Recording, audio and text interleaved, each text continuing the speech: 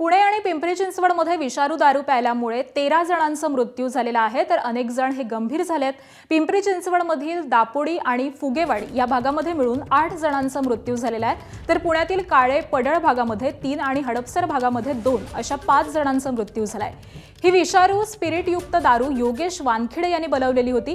ही दारू पुणे आणि पिंपरी चिंचवडच्या वेगवेगळ्या भागांमध्ये मिळून विकली जात होती अशी देखील माहिती समोर येते।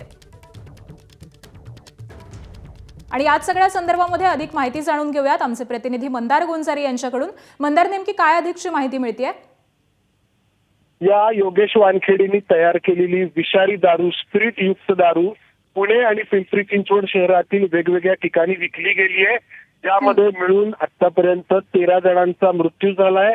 ही दारू पिंपरी चिंचवड महापालिका हद्दीतील दापोडी परिसरात विकली गेली, फुगेवाडी परिसरात विकली गेली, जिथे आतापर्यंत 8 मृत्यूंची नोंद झालेली आहे।